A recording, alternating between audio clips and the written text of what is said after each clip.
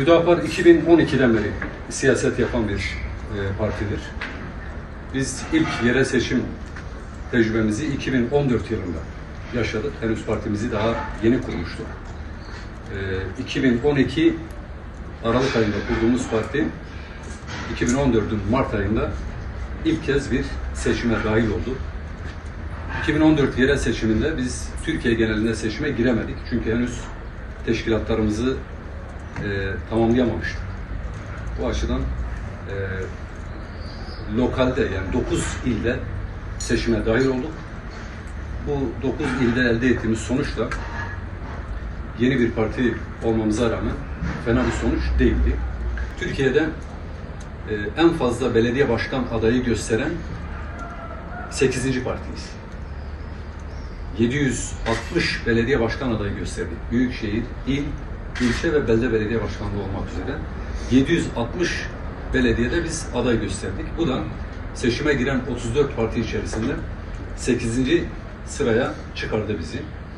Bu bizim açımızdan tabii ki önemli bir adım oldu. Çünkü henüz Türkiye'nin bazı vilayetlerinde teşkilatımız yok. 56 ilde teşkilatımız var. Bazı illerde temsilcilik düzeyinde arkadaşlarımız çalışıyor. Geri kalan illerde de altyapımız, çalışmalarımız devam ediyor. İnşallah en kısa zamanda 81 vilayetin tamamında teşkilatlanma işlemimizi tamamlayacağız. Seçim sürecinde, kampanya sürecinde özellikle gönül isterdi ki daha ilkeli, daha ahlaki bir zeminde bu kampanya yürütülsün. Fakat maalesef Türkiye siyaseti, Türkiye'deki siyaset kurumu bu açıdan çok da iyi bir sınav vermiyor. Kampanya süreçleri ne yazık ki ilkelerden ziyade maalesef yalan, iftira, karalama, tezvirat yani bunlarla daha çok yürütülüyor. Bir kere biz bunu asla tasvip etmediğimizi, doğru bulmadığımızı, bu memlekete de yakıştırmadığımızı sürekli ifade ediyoruz. Siyasi rakiplerimizin imkanları bizimkilere göre çok daha farklıydı. Özellikle iktidar partisinin gücü, imkanları veya kullandıkları argümanlar elbette onları biraz daha avantajlı hale getirdi. Ama buna rağmen biz herhangi bir şahısla, herhangi bir meseleyi şahsileştirmeden, kişiselleştirmeden işimize baktık. Kampanyamızı yürüttük. Bingöl'de de şunu gördüm.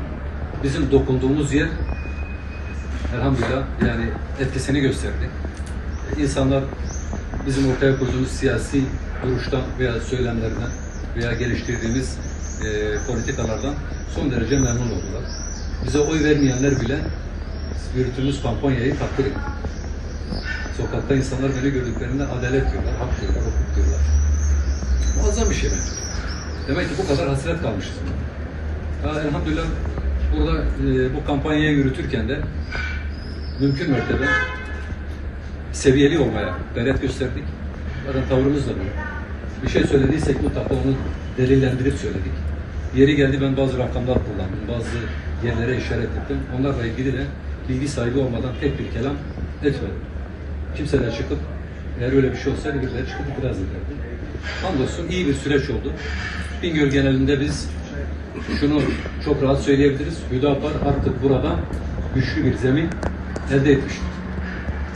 İnşallah bundan sonraki seçimlerde 2028-2029 seçimlerinde Hüdapar burada yani artık dengeden öte kalıcı bir zeminle inşallah Bingöl'de milletimizin teveccühüyle, hemşehrilerimizin teveccühüyle çok önemli bir noktaya gelecek.